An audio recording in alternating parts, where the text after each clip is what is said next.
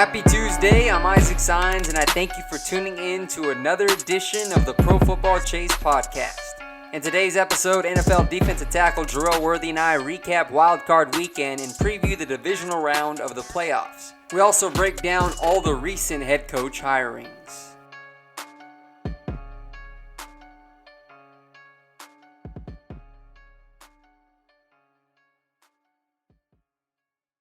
This is the Pro Football Chase Podcast, a podcast that has featured interviews with Rams wide receiver Robert Woods. To reach 1,000 yards, and last year, unfortunately, I got hurt midway in the season. But other than that, just working and grinding to get to this point, and finally broke it with a lot of games left. Packers wide receiver Marquez Valdez-Scantling. Just the fact that we got all-pro on the other side of the ball. In Devontae. So when you got a guy like that, that's just going to get the main focus. Obviously, people start to know my name a little bit after I made a few plays here and there. Broncos offensive guard Ronald Leary. It would either have to be a counter or a pin and pull play when we get on the edge and run. I think it's always impressive when big guys can get out that stance and move and hit somebody. So, and rising stars Dalton Risner, Charles Amenahu, and Jawan Williams. This is a podcast that offers player perspectives from some well-decorated veterans, including T.J. Houshmandzadeh. And people will say, "Oh, well, is Dak Prescott a franchise quarterback? Look at his record. It tells you he is. Oh, he has a great defense. He has Ezekiel Elliott. You tell me a quarterback in the entire NFL that's not Tom Brady that does more with less." Game previews, recaps, and analysis. Turn the volume up. The chase is on, and the chase is live.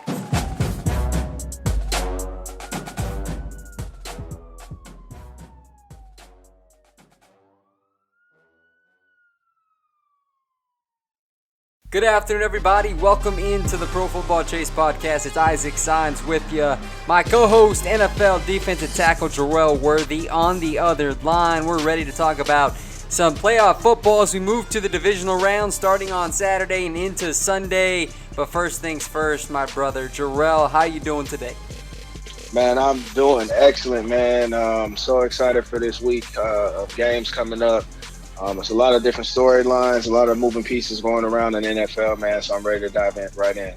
Well, let's get right with it. The Dallas Cowboys worked quickly. They officially announced that Jason Garrett would not return on Sunday, and then promptly a day after announced that Mike McCarthy was going to be their next head coach. And it seemed like McCarthy went in for an interview after Marvin Lewis, the former Bengals head coach who's on Herm Edwards' staff there at Arizona State. They interviewed Marvin Lewis briefly, and then they went with Mike McCarthy, and their interview went so well that it lasted through Saturday and into Sunday. And so the Cowboys made it official on all their social media sites earlier this afternoon that they will introduce Mike McCarthy as the new head coach of the Dallas Cowboys on Wednesday afternoon. So, Jerel, you were selected by the Green Bay Packers. Mike McCarthy there in Green Bay, very familiar with him, his structure, his philosophy. So give me your take on how this hiring for the Dallas Cowboys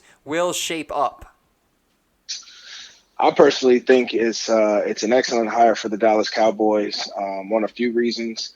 Being under his tenure, my first 3 years in the NFL, I can tell you that, number one, he is a leader of men. I understand that, his last couple seasons didn't necessarily fare well in Green Bay. It was, it was just a clash of two dominant figures as far as in the organization. And so at the end of the day, the best thing is to do is kind of part ways when you've reached a point in which you can't move past. But I think as far as the things that I've seen, I know that he's gonna teach the Dallas Cowboys, number one, is not to be able.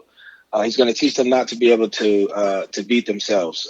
He's going to give them opportunities to be ahead in the game. He's going to come up with a philosophy that, number one, depends on the run first. I want to make that a point of emphasis because a lot of people have a lot of criticism when it comes to his last few years in Green Bay, thinking that he's a pass-first type of guy.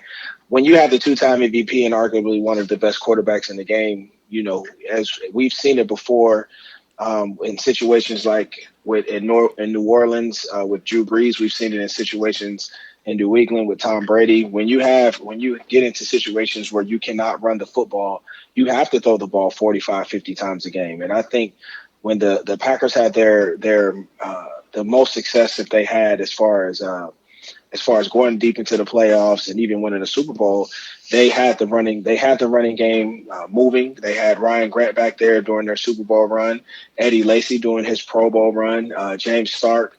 Even at some point in time, rest in peace, they were able to have the services of Cedric Benson. And so at the end of the day, Mike McCartney understands how important the run is in order to set up the big splash plays that you see downfield, the deep balls that a lot of people would like to cheer for Aaron Rodgers throwing those on point.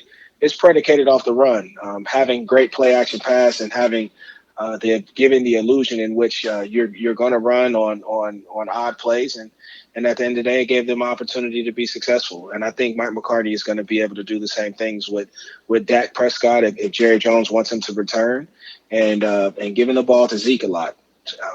I think to just piggyback off the things I've said, Dallas has the offensive line. They have everything that they need. They have the pass rushers. They have the defense.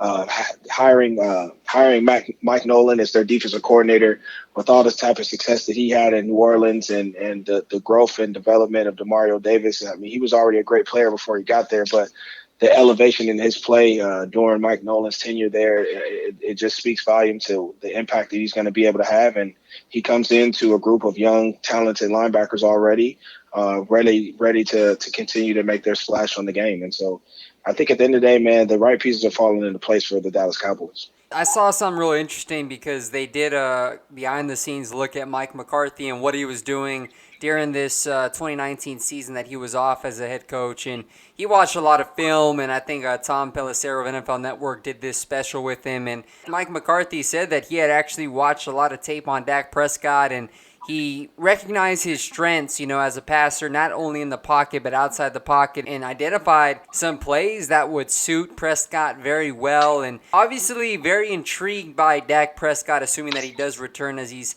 set for unrestricted free agency. But he also pointed out one play on film that he really fell in love with in a sense, and it was drawn up by Kellen Moore, who, by the way, he's interested in bringing back as his offensive coordinator. Now, Moore is also mulling the idea of taking the University of Washington's offensive coordinator job. So we don't know if he's going to return yet, but nonetheless, Mike McCarthy clearly had the Dallas Cowboys on his radar watching film. And so as a Cowboy fan, I like the hire. You look at his record, 125, 77-2, 13 seasons at the helm in Green Bay, Super Bowl champion in 2010. And, a lot of people will say it's all Aaron Rodgers, and yes, the guy is an incredible quarterback. He's sensational. But McCarthy had a big hand in helping develop Aaron Rodgers, which is something that not a lot of people want to give him credit for. And so, to your point, Jerel, I do think that you can come into Dallas with a team that's ready to win now and find some success. And then Mike Nolan, as you just talked about, the upcoming defensive coordinator for the Cowboys. He's had a stint as a head coach with the San Francisco 49ers, and his defenses have finished in the top 10 in points allowed on 8 different occasions because he's had quite the resume as a DC. So, I think that can be a good hire for a defense. And I was going to talk about Demario Davis and A.J. Klein, the linebackers there in New Orleans that have really been playing some stellar football. So in the end, I think the Dallas Cowboys made the right hire. And it's no reason why they made the hire quickly, as we saw the other head coaching dominoes fall today. Yeah, it's been a lot of things that's been taking place around the league. We still haven't got word from the Cleveland Browns yet. I don't know why they're taking so long to pull the trigger. I think these candidates are continuing to roll off the board. But really just to continue feedback on what's been taking place in Dallas, I really like the hire, man. Like I said, he's like we've talked about before, the development of Aaron Rodgers, the development of Matt Flynn. Let's not forget, man. Matt Flynn left Green Bay with a $40 million contract going out to Seattle after essentially 1 year.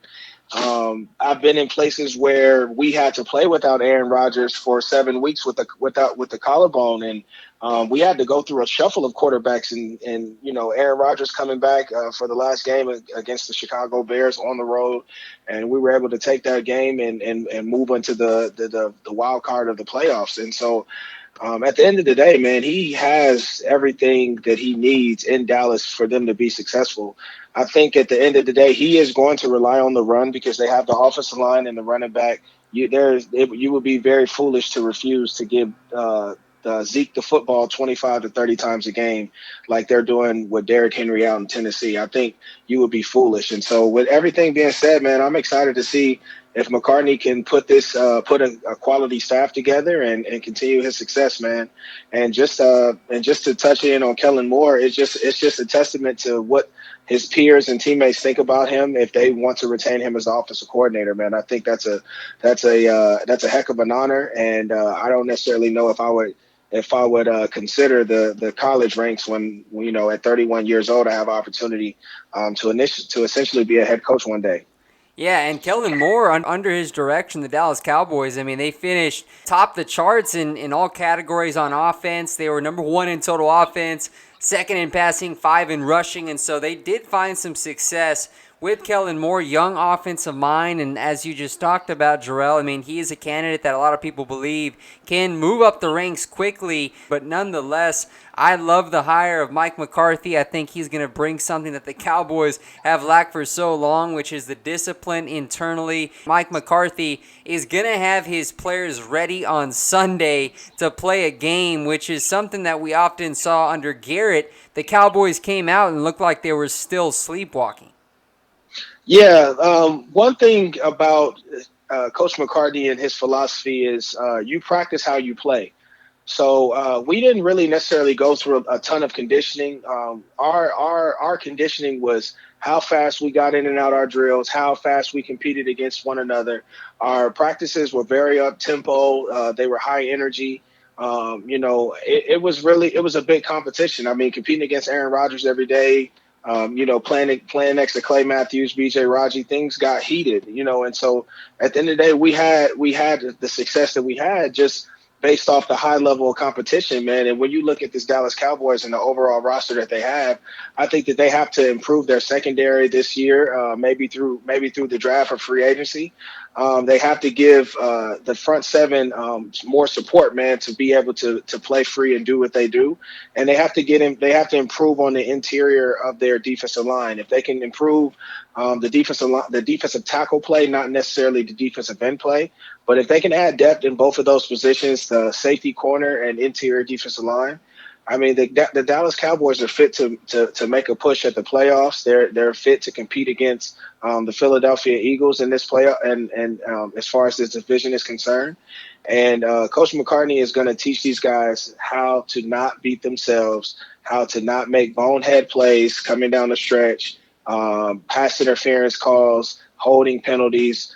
Clock management is going to be very important, and he's a very adamant teacher on situational football. So throughout the entire practice, man, he'll sprinkle in a 3rd and 7 with 30 seconds to go in order to win the game. Like he'll sprinkle in 8 seconds left on the clock, and you have to waste the clock. So you're throwing the ball up completely towards the ceiling just to waste 5, 6, 7, seconds off the clock. And it's just always a constant mind game.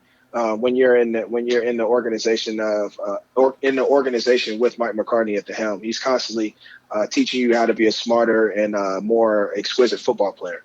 Well, you are not alone as one of his former players that are praising this hire. Saw James Jones on NFL Network was echoing the same sentiments, as well as Brett Favre, who played for Mike McCarthy for a while. He believes he's a good fit for the Dallas Cowboys and Dak Prescott. So we're going to see how this shakes up, but yes, plenty to talk about with the Dallas Cowboys over free agency. They do need to address the defensive side of the ball, of course, take care of the uncertain futures of Dak Prescott and Amari Cooper. But let's go ahead and move into another team that made their hire official today, Jerel. The Carolina Panthers hiring Baylor head coach Matt Rule to become their next head coach, and Rule, who's been at Baylor the last couple of seasons, has really turned around that program that was dealing with the major fallout of the Art Briles era and all the sexual misconduct that was going on. Rule really just changed the entire culture there. He went 1-11 in 2017, 7-6 in 2018, and this year 11-3 and a bid in the Sugar Bowl. Now, of course, they lost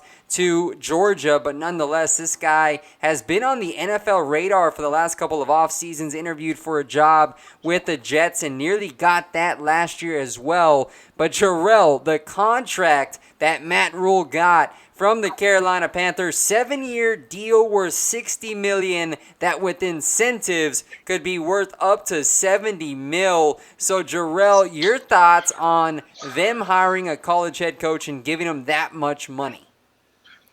Yeah, I think what's the owner of the Carolina Panthers? Is it Tepper? David Tepper, yeah, David Tepper. Yeah, I think, being a hedge fund Wall Street type of guy, I think he's trying to push all his chips in on the table, and he's taking a swing at the fences with this one. I think at the end of the day, Matt Rule has proven to be a leader of men. He's proven to be able to change programs into winning programs.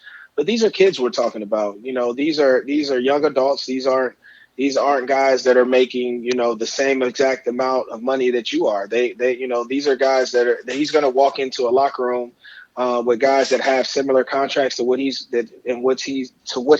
bringing home. And at the end of the day, he's going to have to be able to translate. I think, from my perspective, the college game and the NFL game is a lot different, man. It's more demanding. It's strenuous. It's stressful, mentally and physically. And so you're going to have to be able to uplift a group of men that have essentially had a lot of success, but have been down over the last few years. And they're having to, and you're going to have to replace a voice in which everybody loved in the locker room. And so this is going to be a tough battle for him. I don't think David Tepper needed to empty the Brinks truck with 6 years, $70 million. I don't necessarily think that should have been the case. I understand that he probably wanted to get a deal done before him having the opportunity to go up to the to interview for other teams. But I mean, at the end of the day, we're talking about we're talking about Baylor, and we're talking about Temple. We're not talking about them competing for BCS championships year in and year out, where he's coming from. And I just think that there's a bunch of proven coordinators that could have easily had an opportunity at this job, and I just don't necessarily think that this would be the right move for them. But at the end of the day, he's been proven to be a leader of men, and if he can have an opportunity to revamp this locker room, then more power to you. But I just think that with everything that's been taking place at some of these premier teams that have been accustomed to winning, I just don't necessarily think that the hires are justified for the franchises that they're coming to replace. Yeah, this is a hire that is either going to make David Tepper look like a genius down the road, or it's going to make him look like a completely idiotic owner for giving Matt Rule this type of contract. When I was going to the University of Texas at Arlington, I was at a CVS right down campus. This was probably about 2-3 years ago, and I was there shopping, and I saw Matt Rule there at Walgreens, and I was like, that's Matt Rule from Baylor. So I went up to go talk to him, and I introduced myself. Real cool guy, man. He's got a good vibe, positive energy, respectful enough, to carry a conversation with a college student that he had no clue who I was. So I'll always remember that moment. Cool guy. But as you said, Jerel, I mean, this is a whole nother ball game. You're talking about NFL. You're talking about veteran players that have been there for a long time. And I'm really intrigued to see what coordinators Matt Rule is going to bring with him, because I think that is going to dictate if he's going to set himself up for success or not. And now I did see one name that he was interested in as his offensive coordinator, Sean Ryan, the Texans quarterbacks coach. But here's my biggest question, and this is the question that a lot of people have about the Carolina Panthers, Jerel, it's the future of Cam Newton. Did they bring Matt Rule on with the understanding that they're going to retain Newton, or did they bring on Rule with the understanding that they were going to look to trade him and have Rule identify the next signal caller? So that is a big dark cloud over Carolina right now. So it's going to be some interesting offseason scenarios for Matt Rule, David Tepper, and the Carolina Panthers. Yes, sir. I've always been a firm believer that, when you're changing people at the helm, you have to have a guy, not a guy that's going to necessarily come in and steal the spotlight, but you have to have a guy that's going to come in and motivate. He's going to come in and empower people that's around him, his staff, not necessarily be the guy that's out front, but give people responsibilities and give them a way to be able to earn their keep within the organization. I just think that with this being said with Cam Newton, it's a tough situation because, David Tepper is going to have to make some key decisions moving forward as an owner. And these decisions are going to basically define his career to an extent because, you're hiring a guy 7 years, $70 million, or 6 years, $70 million. You're essentially out to say that he's going to be there for a while. And, this is technically 3 years less than what John Gruden got. And this is in that type of range as far as the money is concerned. And so when you look at the hire, you have to believe that David Tepper sees something in Matt Rule in which we do not see. And he believes that he has a guy in mind that he can keep at his tenure for the next 10 to 15 years. And so this decision with Cam Newton is very important because you have a guy that's definitely been the face in the city of Charlotte. And I mean, he's been to a Super Bowl. He's won conference championship. He's been a league MVP. His philanthropy work and what he does around the city is unmatched. And so you have a guy that necessarily speaks for an entire organization.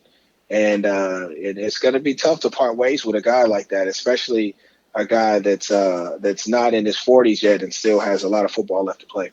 Yeah, and that could be something, his first big obstacle that he potentially has to overcome with the future with Cam Newton, and I wouldn't be surprised if Carolina decides to move on from him. Now, of course, a lot of the Panthers fan base, they would be very angry if Cam Newton was traded, considering their uncertainty at the position. We all know Kyle Allen had his game or two where he looked good, and then everything else was a downfall. We got to see a little bit of Will Grier. I don't think he received a big enough sample size as he was hurt, but I am very interested to see what steps the Panthers are going to take, especially now that Tepper has his guy, Matt Rule. He wanted to secure him. He knew the Giants were also interested in Rule and were set to interview him as well.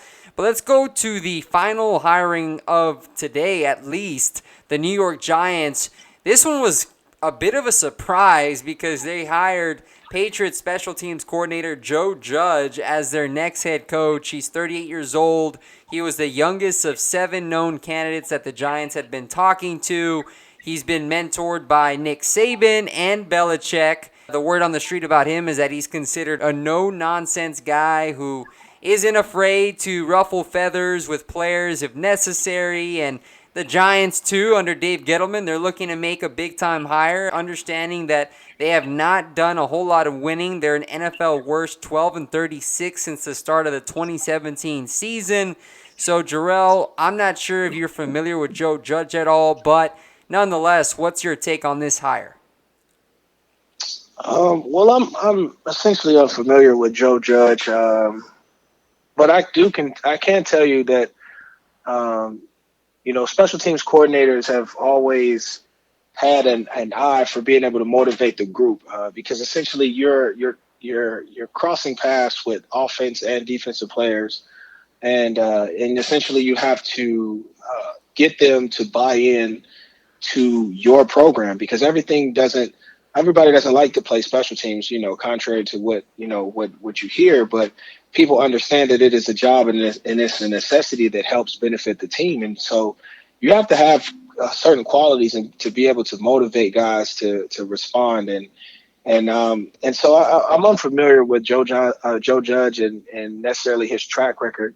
If you're looking at the position of the receiver, you say that the Patriots haven't had, a lot of success as receiving core this year, and Julian Edelman is his own man. So I think at the end of the day, what effect has he necessarily had at that position to where it gives you a lot of confidence moving forward? But a special teams coordinator, the Patriots have had one of the best special teams over the last 5 years alone. And so they continue to produce Pro Bowlers, being Matt Slater.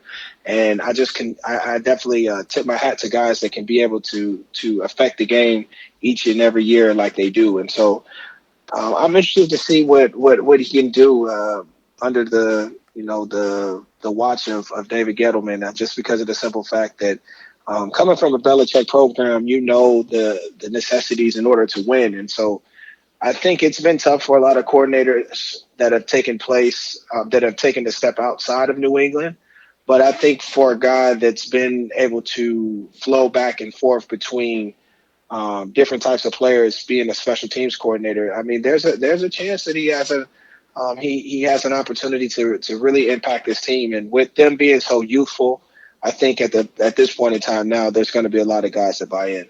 Yeah, and as I mentioned, I mean, the fact that he was a special teams assistant at Alabama from 2009 to 2011, so you're talking about going from one iconic head coach in Saban to now working with Bill Belichick from 2002 up to the 2019 season. So he's been around the game and around those two successful head coaches. So who knows what he can bring to the table. Obviously, the Giants were sold enough on him to make him their head coach at 38 years old. But of course, everybody talks about John Harbaugh model, as he too was a special teams coordinator before becoming a head coach, and so there's that comparison. Of course, John Harbaugh has been one of the best head coaches in the NFL, so that's kind of a lofty standard for Joe Judge, but the Giants fans are hopeful that this guy can finally come in and change the culture, along with Dave Gettleman, who at this point is fighting for his job, considering his poor track record of hiring Pat Shurmur. He knows he needs to have a home run hire, so Joe Judge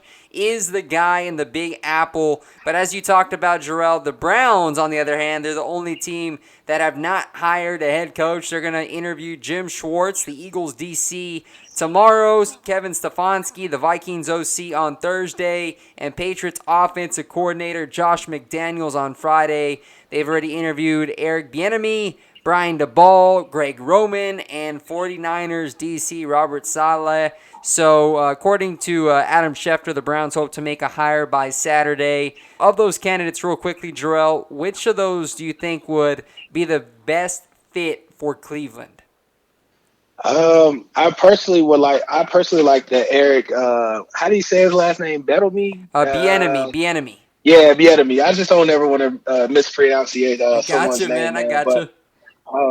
But what I've been able to see out of the Kansas City offense is creativity, explosiveness, change of pace, and like I've said, I've mentioned this several times before. There is something to be said when week in and week out there are different guys you see headlining the stat sheet. And that is a compliment to the offensive coordinator. That's a compliment to being able to spread the football around with Patrick Mahomes and believing in every horse that you have in the stable. And I think that's a testament to him having faith and Andy Reid having faith in each other. And so I'm really excited to see what he would be able to do with the Odell Beckham Jr., Nick Chubb. They've had Kareem Hunt, Jarvis Landry, and just a plethora of guys in that regard. I think it would be very exciting to see if with having these guys at his disposal, would he be able to bring that same creativity that he did to Kansas City? Yeah, for me, I think the guy that most intrigues me if I'm the Cleveland Browns, it's Ravens offensive coordinator Greg Roman, for what he's been able to do for that Ravens offense constructed by Lamar Jackson, talking about the smash mouth football, Mark Ingram, Gus Edwards, the fantastic usage of all the tight ends they have, Mark Andrews, Hayden Hurst and Nick Boyle. So, and plus, at the same time, Jerel, you get to weaken a divisional rival if they would hire Greg Roman as their head coach. And I think with all the talent they have there in Cleveland, he could make some magic work for those Browns fans. But we'll see where they go this weekend and when they officially make the hiring that they desire. But let's go ahead and briefly recap the wild card round so we can preview the divisional round, Jerel. So I know we always like to do the offensive player of the week and defensive player of the week, so we're going to do it, but we're going to do it playoff edition of it. Offensive standout player of the wild card round, Jerel. I'll go first because this is an obvious choice. I'm going to take Titans running back Derrick Henry. He was an absolute monster in upsetting the New England Patriots. He put up 184 yards. He sucked the energy out of Gillette Stadium. He was falling forward for 5, 6, 7 yards per carry, and he basically carried that Titans offense, man. I mean, you talk about Ryan Tannehill throwing for 76 yards only, Henry averaging 5.4 yards per carry. For me, his performance was exceptional, and the Patriots just could not handle him at all, especially as the game progressed into the third and fourth quarters. Yeah, I think Isaac, it was definitely a sight to behold, man. When you saw the consistency that he had each and every play, you could just tell that he was just wearing down the New England Patriots, man. And Variable knows in those types of games, in these type of situations, this is what you have to have in order to be successful. You have to be able to run the football to melt the clock.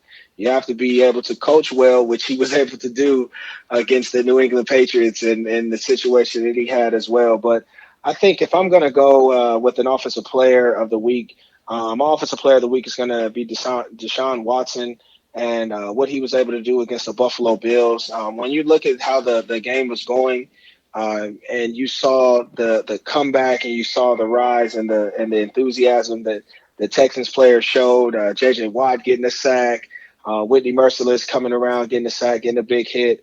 You just kind of felt that it was going to be this type of game. And once Deshaun Watson started to take some things into his hands, I mean, averaging almost 4 yards a carry, having a touchdown, going 20 for 25, 247 yards and a touchdown. I mean, and especially that last hit, man, where you got two guys coming at you from both angles and you essentially get sandwiched and still have enough core strength to spin out of there and look downfield to complete a pass, man, to a former Bills player in Tawan Jones. And so, I mean, it was some exciting things to see. And so Deshaun Watson is my offensive player of the week. Although Derrick Henry being a guy that continued to impress, and he definitely displayed a heck of a game as well.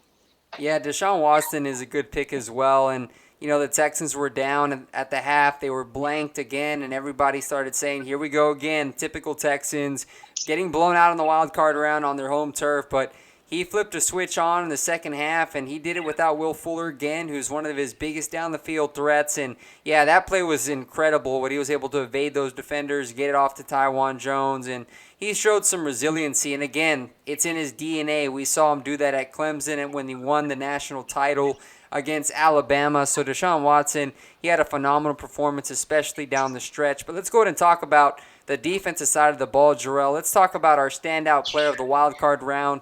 I'm going to give it to a player that's flown under the radar that not a lot of people have been talking about, obviously. But how about Seahawks safety Bradley McDougald? This defense was stout against the Eagles on Sunday. Of course, Carson Wentz went down with a concussion.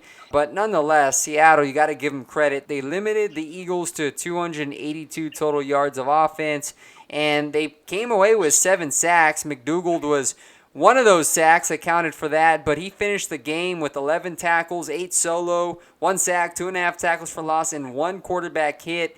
And a lot of people do not give this guy the credit he deserves. I mean, we know Earl Thomas left Seattle last offseason, but McDougald has really done a solid job of solidifying Ken Norton's defense on the back end, and he came ready to play against the Philadelphia Eagles on Sunday afternoon. Yeah, I think the Eagles Seahawks game, I think, you know, you kind of knew how things were going to shape up. You were hoping that Doug Peterson had a little bit of magic left in his pocket as far as the quarterback play and, being able to draw up the right play to get in the end zone one more time. I mean, I want to tip my hat off, man, to Josh McCown being able to step in there and literally, 17 years in the league and, and first time playing in your first playoff game. I mean, it just says a lot to, as far as how humble he is as a person, as you can see, obviously, after the game. But, it's just a testament to, I just want to make a shout out to him as well, man. It's just it's crazy. 17 years and playing in your first playoff game. That's unbelievable. But my defensive player, I think if I had to have a defensive player, I actually want to split this up because they're both teammates. They both essentially had similar statistics, but I'm going to go with Danielle Hunter and Everson Griffin out of from the Minnesota Vikings. Danielle Hunter having 5 tackles, a sack and a half, 1 forced fumble, 3 quarterback hits, and Everson Griffin having 3 tackles, a sack and a half, as well as 3 quarterback hits. These guys were ferocious in their pursuit to Drew Brees and the impact that they had on the game, being able to stop not only the passing game and interrupting the passes, but as well as being disruptive in the running game, the stretch plays, the tosses outside, creating negative yardage for the New Orleans Saints. And so, man, this is the type of performances that you have to have when you're going up against Hall of Fame type of quarterbacks with Hall of Fame coaches and the system and everything at their disposal. And so I just want to tip my hat off to those guys in the trenches for being able to push through and having hell of a games, man. They're going to continue to need that moving forward. Vikings over the Saints in overtime, 26-20. Both of those guys playing a big-time role in that, shutting down the Saints' offense, keeping them in check. But Danielle Hunter, that's a guy that had 14.5 sacks in the regular season, and then he came through with that strip sack on Drew Brees when they were moving the ball late in the second half. So those two guys played very well for Minnesota and Mike Zimmer. Let's go ahead and turn the page, Jerel, and let's go ahead and discuss the NFL Divisional Round playoff matches that are going to start on Saturday again. We got the 6th seed Vikings taking on the number 1 seeded 49ers. 4:35 p.m. Eastern time on NBC. Now, this is another intriguing matchup, Jerel. The Vikings, we've seen it. They're a very physical, smash-mouth team that can win with defense. They just shut down one of the high-powered offenses in a hostile environment. Now they take on the Niners that are coming off a first-round bye. They have the 4th-ranked offense, 2nd in scoring, averaging nearly 30 per game. So when you take a look at this matchup, Jerel, what are you looking to watch? Well, initially, I'm going to be looking at the offensive line play of the Minnesota Vikings. Can they be dominant against this ferocious front four and with the San Francisco 49ers?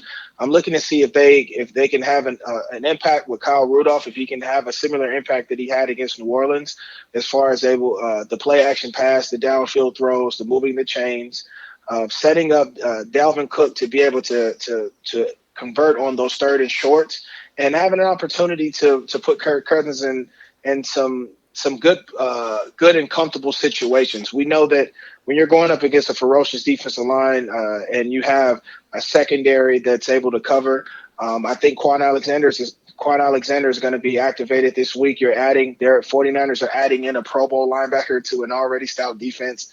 Everything is not going to be working in your favor, but I think if Kirk Cousins has an opportunity to come in with the same poise and the same persistence that he had against the New Orleans Saints, it's going to give them a hell of an opportunity to be able to make some plays against this 49ers team.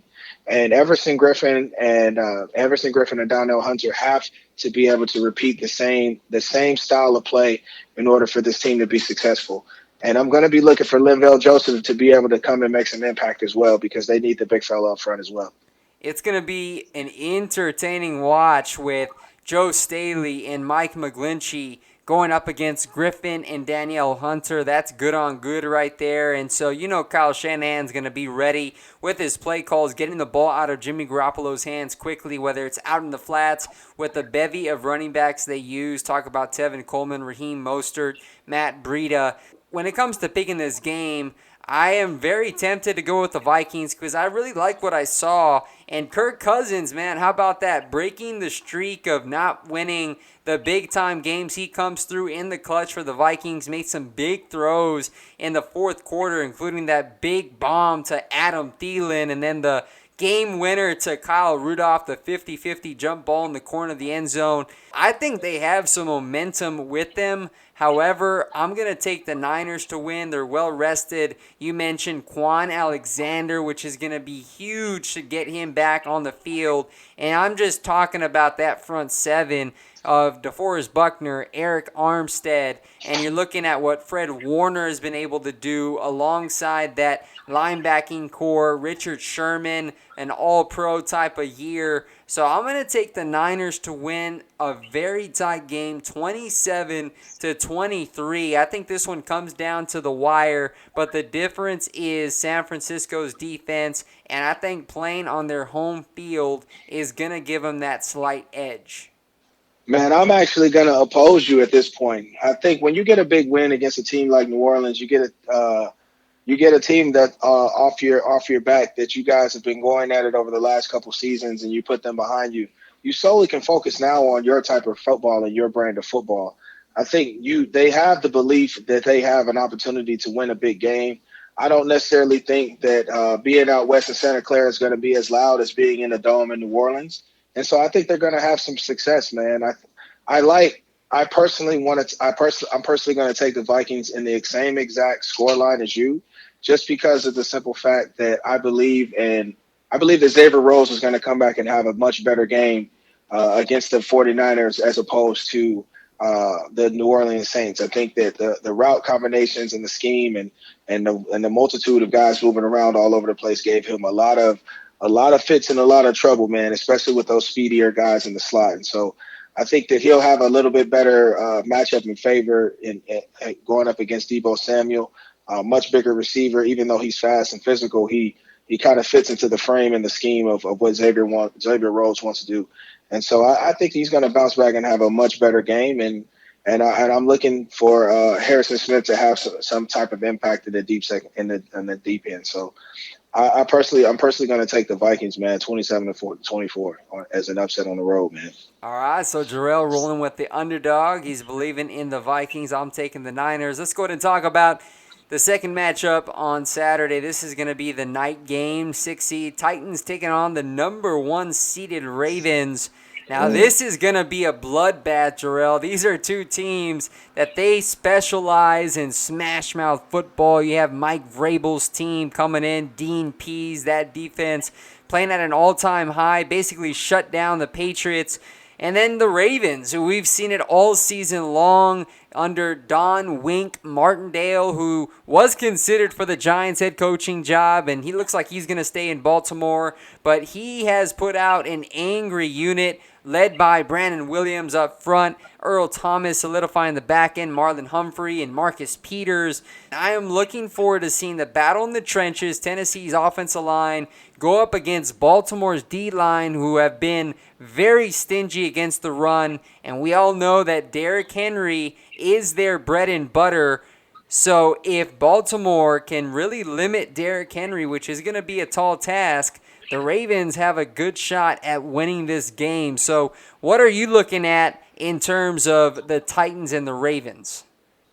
Well, I think for me it would be can the secondary hold up in those scramble-like situations? I think when everything is going to be on Lamar Jackson, when all eyes are on Lamar Jackson, it's going to be very important for these cornerbacks and of the Tennessee Titans to plaster to their man and not necessarily get caught up in the glitz and glamour. I think as coaches, you're going to have opportunities to make a big emphasis on the style of play and the guy that we want to focus on this week. But if you're a defensive back in the secondary, your eyes is always going to be on your man. If you're in a zone, you got to plaster to the man in your zone. I think if they can eliminate the big plays, the big explosive plays when Lamar Jackson scrambles around, then they'll have an opportunity in the game to make some plays of their own. Ryan Tannehill is going to have to be able to stretch the football field. A.J. Brown's going to have an intricate part of this. He's going to have to be an intricate part of this team in order for them to be successful. and they're going to have to get him the football early and often in order for them to open up lanes for Derrick Henry and the rushing attack. Because we know that they're going to come in and they're going to try to pound it down the Ravens' throat. But they've got some hefty guys up front. When you're talking about Brandon Williams, you're talking about Paco, you're talking about Matt Judon. I mean, these guys are real big hefty men that have the capabilities of stoning the offensive line, and they continue to have success. And so Ryan Tannehill is going to have to be able to stretch the field. He's going to have to make Earl Thomas feel uncomfortable. I don't necessarily know. I think that's going to be a tall task for him as far as making it a future Hall of Famer feel uncomfortable. But it's going to have to come down to A.J. Brown and Ryan Tannehill being able to stretch the field. And it's going to come down to the Tennessee Titans cornerbacks being able to plaster when Lamar Jackson goes on the run. But I'm personally going to still take the Baltimore Ravens. I think it's going to be a close one just because of how well coached the Tennessee Titans are with Mike Vrabel. And so I'm going to actually take this in a high-scoring game of 31-28.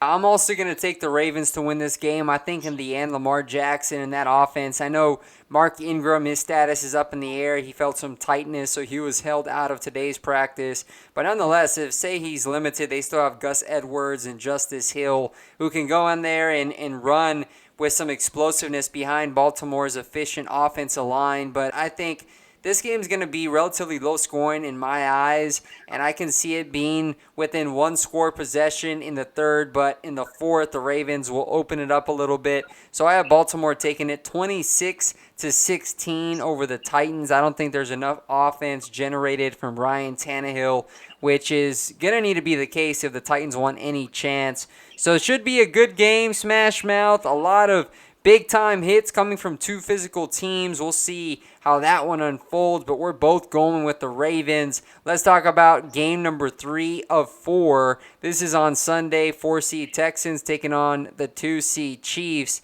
Now, this is a rematch from earlier this year, Week 6. The Texans went to Kansas City and beat them 31-24. Now, a lot has changed for both sides, Jerel, since then. Who are you going to take to win this game? Man, this is a tough one as well, just because of the play and the excitement of J.J. Watt definitely fueled that defense in the 16-point comeback that they had. But I just think that the Chiefs are going to be too much for the Texans. I think that if this gets into a back-to-back scoring match, I think the Chiefs have just too much firepower offensively for them to be able for the Texans to be able to keep up, as well as the improved play of their defense. I mean, their defense was essentially giving up, I think they were giving up 13.9 points per game over their last 4 games. And so they continue to improve. They're healthy. They're ready to play. And I personally think the Chiefs are going to be too much for the Texans. On that note, Kansas City, they have stiffened lately. They're allowing just 10.4 points per game and 292. Okay, there we go. Yeah, 292 total yards per game with 7 turnovers over 5 games since their bye week. So they have hunkered down. You're starting to see Frank Clark starting to show his potential coming off the edge, and Steve Spagnuolo has his guys playing at a high level. Now, it is worth noting, Jerel, that they did lose promising safety Juan Thornhill to that torn ACL that he suffered in the regular season finale. But Tyrann Mathieu has had himself a year there in Kansas City. Patrick Mahomes in this offense, Tyreek Hill, Travis Kelce, those guys are going to be a little bit too overwhelming for the Texans. But I do see another shootout coming. But give me the Chiefs 34-30 over the Houston Texans. I think they get revenge from earlier this season. To close out the divisional round, Jerel, we have the 5-seeded Seahawks taking on the 2-seed Green Bay Packers, 6:40 p.m. Eastern Time. I know you're excited to see this game in particular. Give me your thoughts and your winner of this matchup. I personally want to take the Green Bay Packers. I do want to take them. I just think that it's really tough for me, man. When I'm looking at the team, I'm looking at, it's going to be in Lambeau. It's going to be tough. We know what comes to Lambeau. It's going to be snow showers and this week as well. So I know that Marshawn Lynch is going to play a vital role. The running game for the Green Bay Packers is going to play a vital role. And it's tough, man. I definitely want to take Aaron Rodgers and the Green Bay Packers moving forward. I just think that, Marshawn Lynch and his resurgence and what he's been able to do for this offense, the explosive play of DK Metcalf and the constant disruption of Jadeveon Clowney. I know that he's playing with that core muscle injury, and I know it's going to be tough, and I know it's strenuous, but that just the pure disruption that he causes on an offensive side of the ball creates so many plays for other players around him. And so I just think that's gonna be proven true when it comes to disrupting this Packers running game, because we know that Aaron Jones is the bell cow and the energizer for this Packers offense. And we don't necessarily want to get into a game where you have an opportunity to just put it in the hands of Aaron Rodgers, because we know that he can make amazing plays. It's just really the supporting cast around him that I'm concerned, because it's not a James Jones anymore. It's not a Randall Cobb. It's not a Jordy Nelson. It's really Devontae Adams, and he's had a plethora of guys that have had success under him, but just not at the levels it takes to win a Super Bowl. And so I think Aaron Jones is going to have to be a vital part of their success in order for them to be even in this game, because I think the Seahawks are going to come in. They're going to be hungry, having a game that I already won the week before. And so I think it's going to be a close game with Seattle pulling the upset 27-24.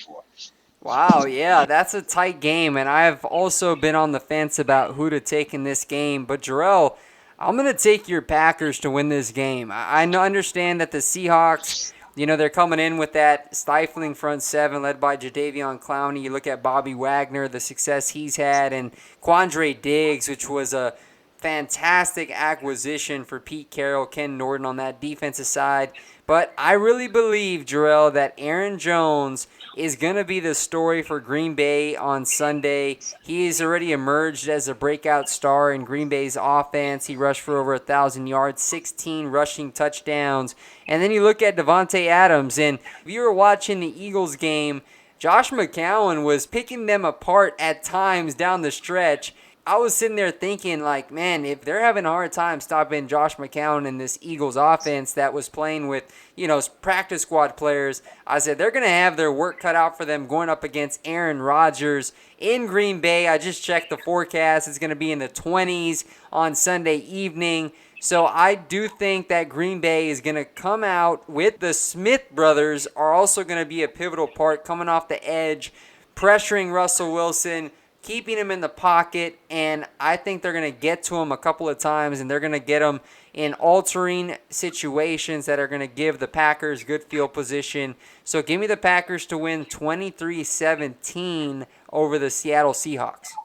Man, to be honest with you, my heart hopes you're right as far as your prediction, man, just because I'm such a Green Bay fan, and I just haven't been a part of that organization and what they stand for, man. I always pull for guys who actually do it right. And so I definitely would like for you to be more right than me. I just think when I'm looking at this team and, the way the Seattle Seahawks are built, I understand that they've had lapses in their secondary, but it's really the play up front. And Bobby Wagner, Jadeveon Clowney, Ziggy Ansah, we don't necessarily know if he's going to play. I know he went down with a neck injury last week, so I don't necessarily know if he's going to play at this moment. But I think that if they can have guys become disruptive like they did with Jaron Reed and those guys coming down the stretch like against Philadelphia, then they'll definitely pose a threat against the Green Bay Packers, man. And and if Aaron Rodgers continues to hold on to the ball late in downs, how he's been accustomed to doing. Well, that does it. That's the final game of the divisional round, and that's going to do it for this week's podcast. So, Jerel, I'm looking forward to watching some good football starting on Saturday and Sunday. As always, I appreciate you taking the time to join me. Have a blessed rest of the week. Man, I appreciate it, Isaac, for always having me on the show to be able to talk about this great game of football. I personally want to give a shout out to my guy and ex-teammate Kirk Cousins, man. Hell of a game last week, being able to continue to show poise when a lot of people are continuing to count you out, man. No matter what, bro, continue to keep moving forward. I'm always rooting for guys that are the underdogs. So shout out to a lot of those guys that are fighting through, and I'm just excited, man, about moving forward. We'll be back next week. So until then, Jerel, take care, man. God bless. My man, thank you.